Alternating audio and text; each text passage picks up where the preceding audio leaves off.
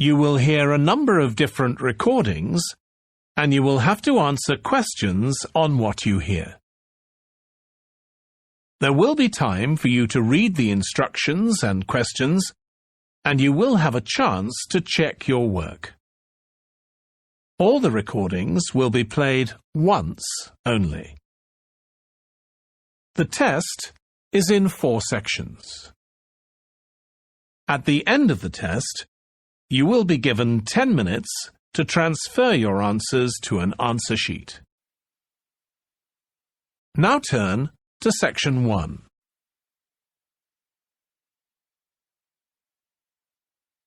Section 1. You will hear Tom and Annie, 2 students, talking with their professor about the assignment. First, you have some time to look at questions 1 to 6.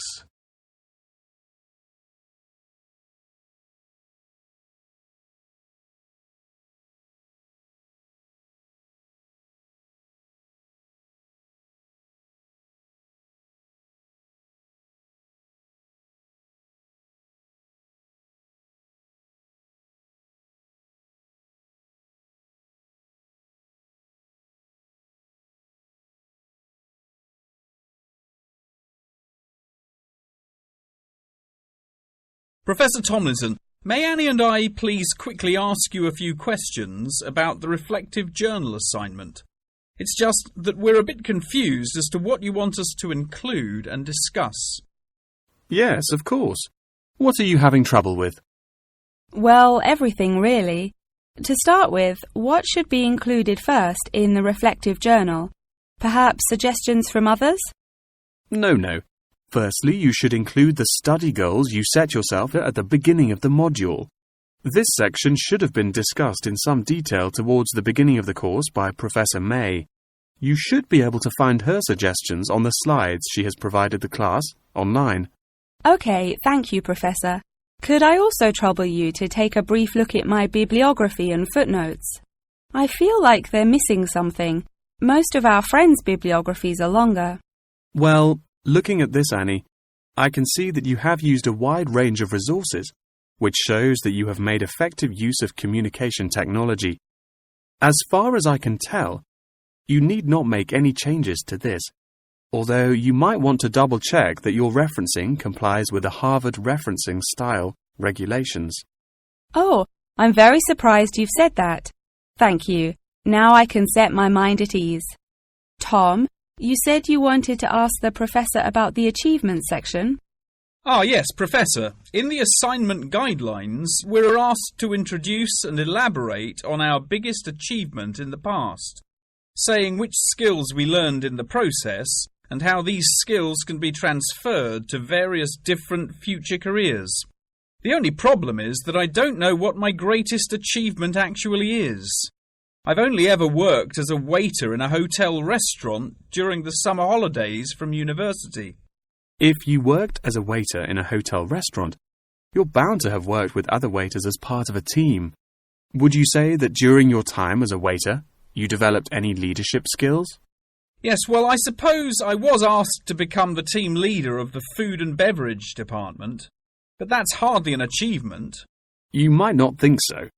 But if you write that you were offered the position of the team leader, it shows a lot more about your character. For example, that you're charismatic and work well in a high-pressure situation. I never would have thought to write that down. Thank you. I guess I should start listening to others more often. Annie, do you have any more questions, or are you ready to go back to the library? Yeah, I think I've got everything I need. Thank you very much, Professor Tomlinson. That was really helpful. I'm actually starting to look forward to writing this now, and it should be a really useful exercise to prepare us for writing CVs and applying for jobs. It's shocking how bad I am at identifying my strengths and weaknesses. Professor Tomlinson has shown me that I definitely need to start displaying some self-awareness. Yeah, Tom, you really do. You're always so modest. Modesty is great until it comes to applying for jobs. Before you hear the rest of the conversation, You have some time to look at questions 7 to 10.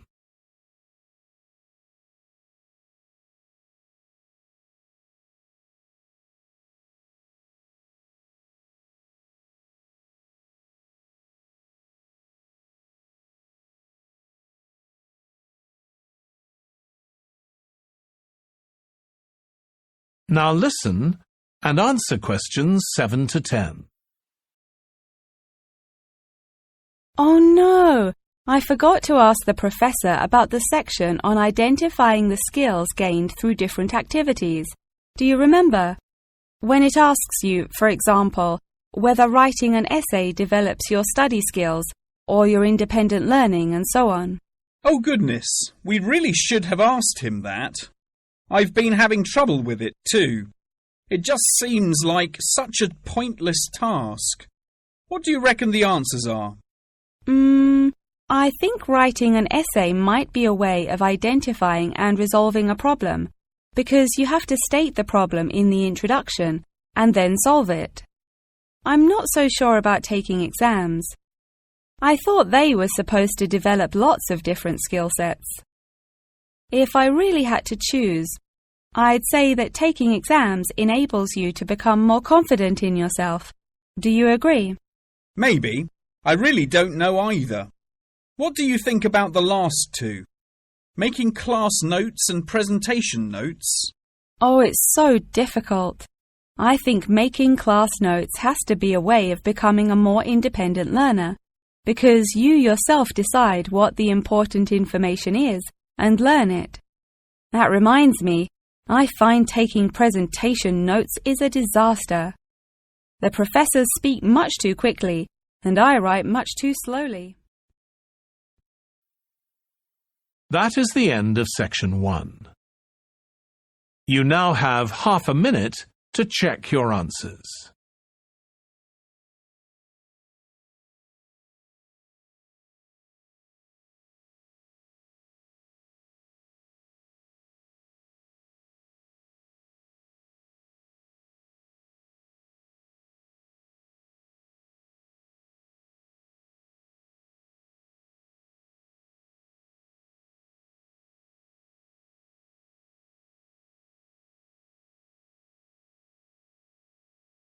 Now turn to section 2.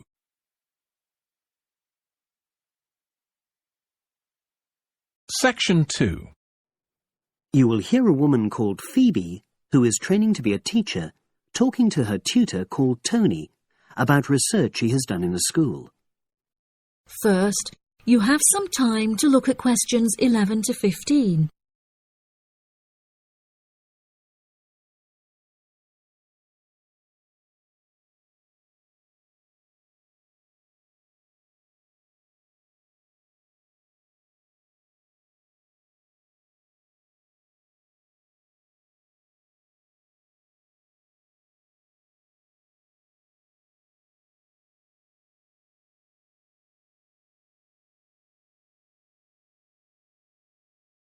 Now listen carefully and answer questions 11 to 15.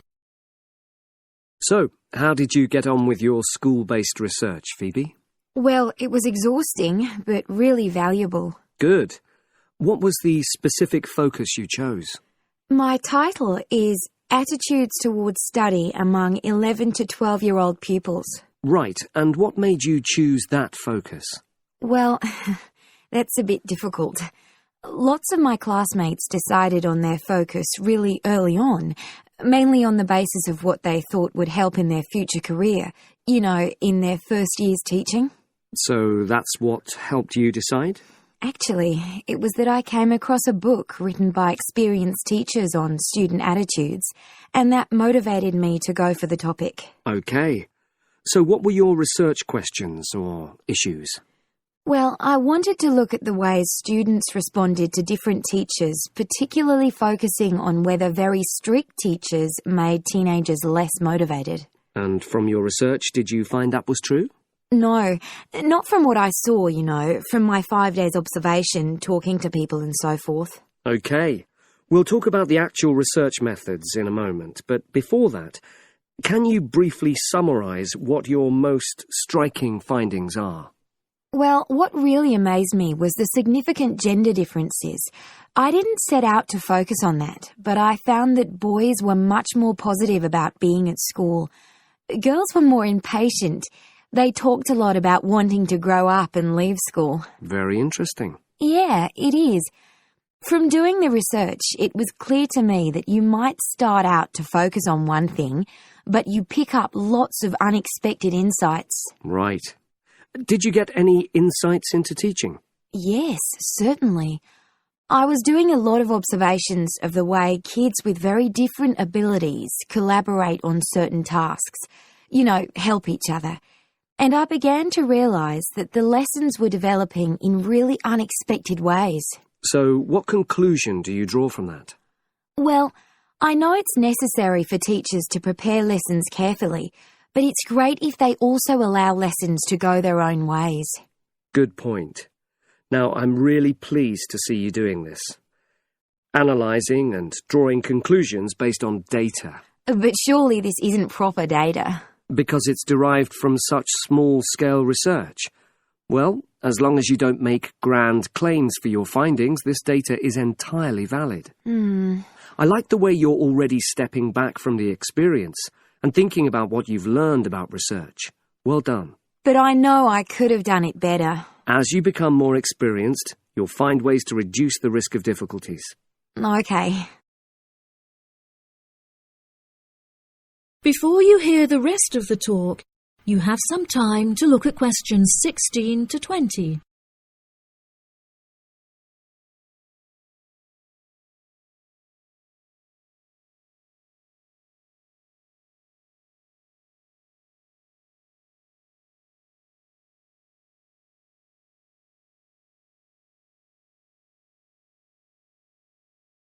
Now listen and answer questions 16 to 20. So, let's look in more detail at how you gathered your data. Let's start with lesson observation. Well, it generally went quite smoothly. I chose my focus and designed my checklist. Then teachers allowed me into their classes without any problems, which surprised me. It was afterwards that the grueling work started. Yeah, it's very time-consuming, isn't it? Making sense of analysing your observation notes. Absolutely. Much more so than interview data, for example. That was relatively easy to process, though I wanted to make sure I used a high-quality recorder to make transcription easier. And I had to wait until one became available. Right. And did you interview some kids as well? In the end, yes. I talked to 10, and they were great. I'd imagined I'd be bored listening to them, but... So it was easy to concentrate? Sure.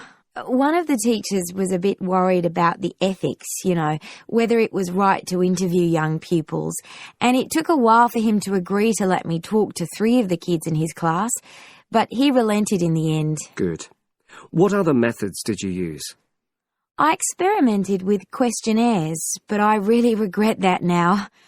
I decided to share the work with another student, but we had such different agendas it ended up taking twice as long. That's a shame. It might be worth you reflecting on ways you might improve on that for future projects. You're right, yeah. Okay. And the other thing I did was stills photography. I didn't take as many pictures as I'd hoped to. Lack of time? It's pretty easy just snapping away, but I wanted each snap to have a purpose, that would contribute to my research aims, and I found that difficult. Well, that's understandable, but remember... That is the end of section 2. You now have half a minute to check your answers.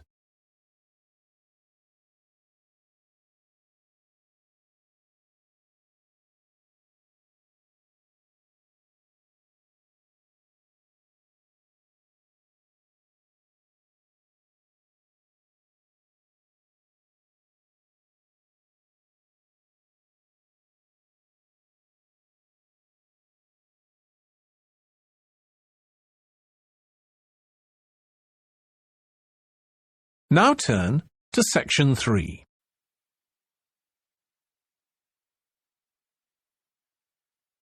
Section 3. You will hear a conversation between a student and her professor talking about a summer course. First, you have some time to look at questions 21 to 24.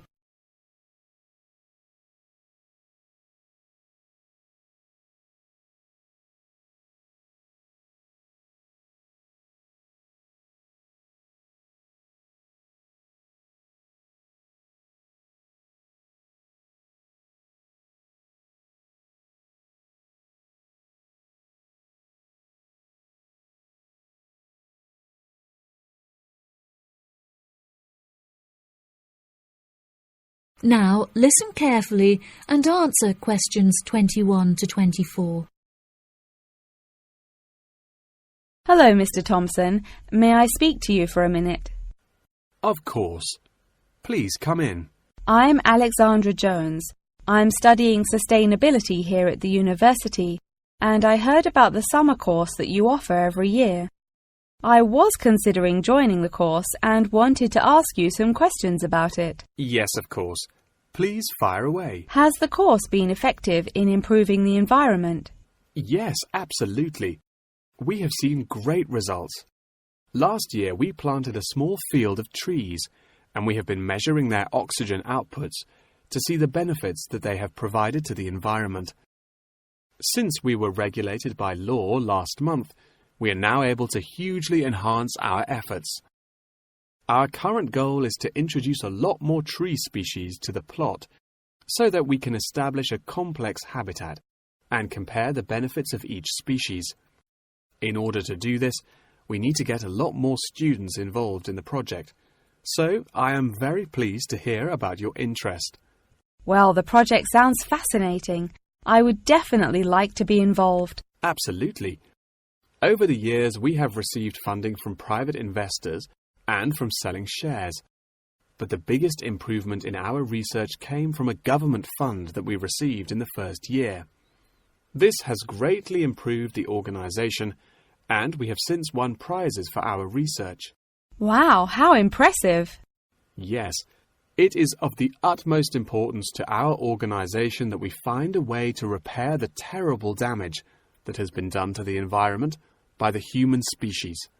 This is no small undertaking, and our resources still need management. But from reports taken of our studies, we have found that teachers and students have greatly benefited from field trips to the tree plantation. Yes, I visited the plantation myself on a field trip 2 years ago, and I found myself greatly impressed by it. We have received a lot of feedback from visiting groups, telling us how impressed teachers, researchers, and students alike have been during their visits. Due to the educational facilities that we have carefully structured, I know that the visits are useful and engaging for students, and that their experience is particularly special. Before you hear the rest of the conversation, you have some time to look at questions 25 to 30.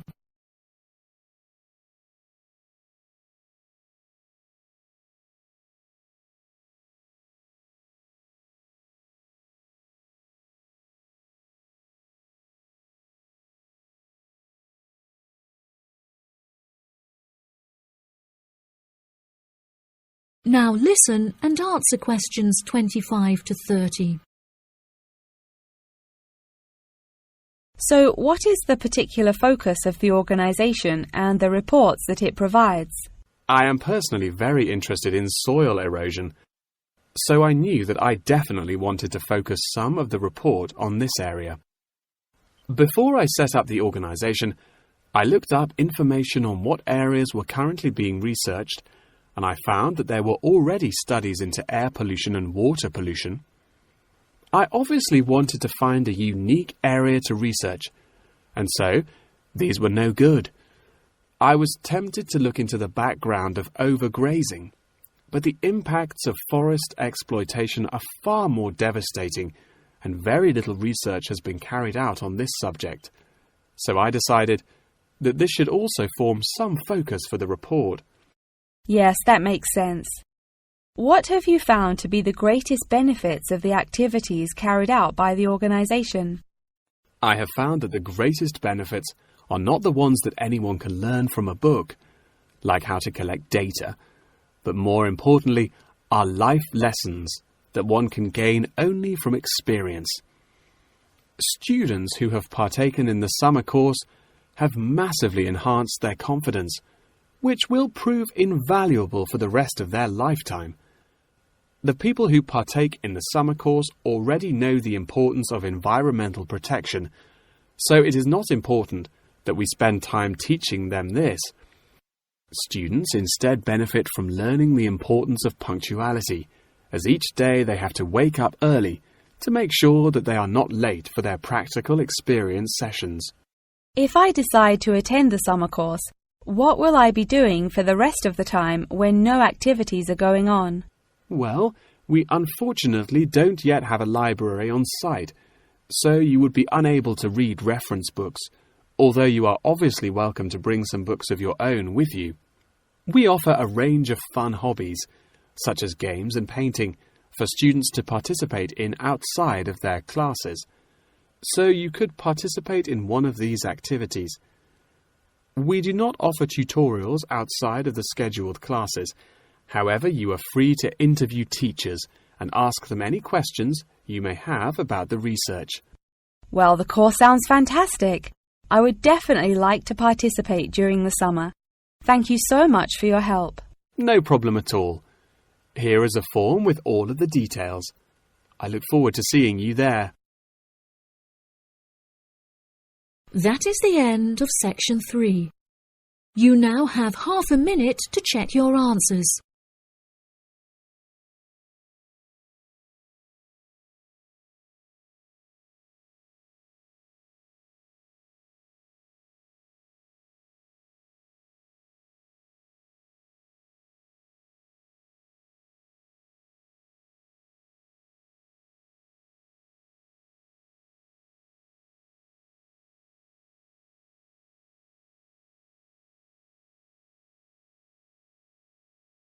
Now turn to section 4. Section 4. You will hear part of a talk about an Australian wild zoo given by a tour guide. First, you have some time to look at questions 31 to 40.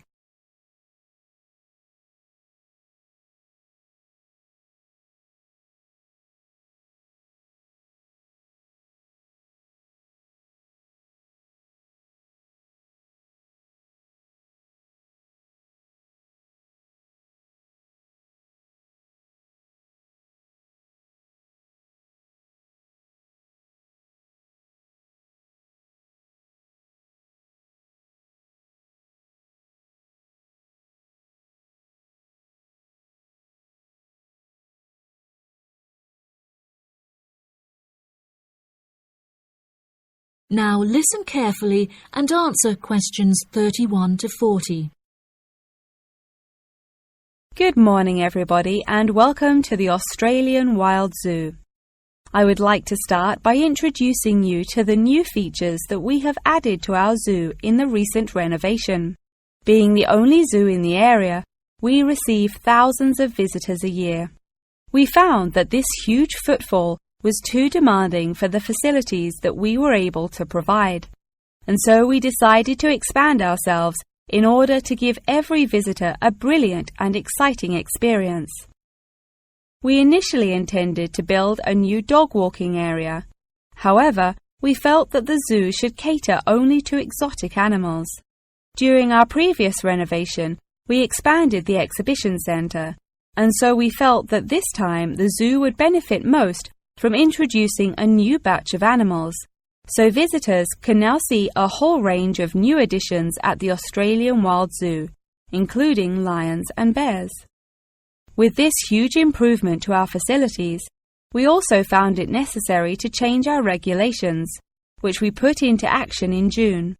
We now allow visitors access to the zoo during weekdays, and as some of our newly added animals are nocturnal, guests may also now visit the animals late at night. Unfortunately, some visitors had started feeding the animals during these late-night viewing times, which disrupted their feeding pattern, and as a result, we had to ban food in the viewing areas. One of our most exciting additions to the zoo is our native kangaroo, who we have named Frisbee. For a fee of just $5, visitors can have their photo taken with him and have it printed onto a selection of items such as keyrings and mugs. At first, visitors were also allowed to feed Frisbee items that we provided, such as carrots and leaves. However, some guests started feeding him hamburgers and chips, so we were forced to forbid visitors from feeding him. As kangaroos are such calm animals, Frisbee isn't disturbed by the noises and shouting of visitors at the zoo, which has helped him to settle in at his new home very quickly. The Pie Dog Zone has been permanently closed throughout the winter period to allow the dogs to hibernate as they would in their natural habitat. We were very excited to be reopening the zone. However, unfortunately, we have been forced to close it temporarily as the result of a broken fence, which will take about 1 week to fix. We were intending to renovate the zone with the other construction that we were undertaking, but unfortunately we did not have sufficient funds. We understand that this temporary closure may disappoint our visitors, and so we have decided to offer a discounted price on our tickets for the next week. If you ask at the reception desk, they will happily direct you to the photo shop where you can purchase the ticket. The ticket will also entitle you to a 10% discount off any item in our gift shop, where we sell a range of items including postcards and fluffy toys.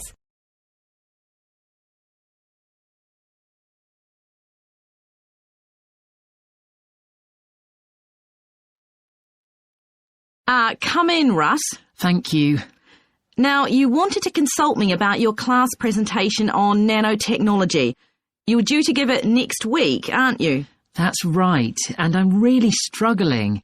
I chose the topic because I didn't know much about it and wanted to learn more, but now I've read so much about it, in a way there's too much to say. I could talk for much longer than the 20 minutes I've been allocated. Should I assume the other students don't know much and give them a kind of general introduction, or should I try and make them share my fascination with a particular aspect? You could do either, but you'll need to have it clear in your own mind. Then I think I'll give an overview. OK.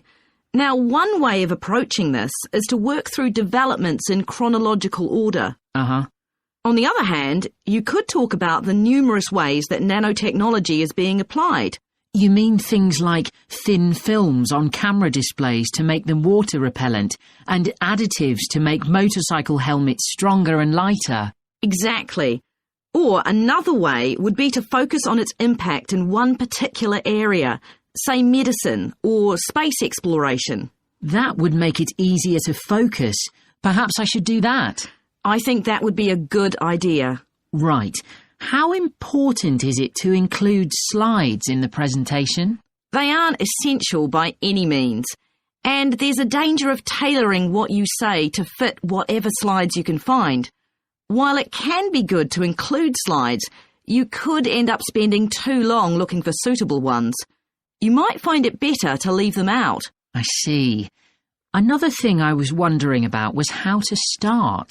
I know presentations often begin with, first I'm going to talk about this, and then I'll talk about that. But I thought about asking the audience what they know about nanotechnology. That would be fine if you had an hour or two for the presentation, but you might find that you can't do anything with the answers you get, and it simply eats into the short time that's available. So maybe I should mention a particular way that nanotechnology is used to focus people's attention. That sounds sensible. What do you think I should do next? I really have to plan the presentation today and tomorrow. Well, initially, I think you should ignore all the notes you've made, take a small piece of paper and write a single short sentence that ties together the whole presentation. It can be something as simple as, nanotechnology is already improving our lives. Then start planning the content around that. You can always modify that sentence later if you need to. OK,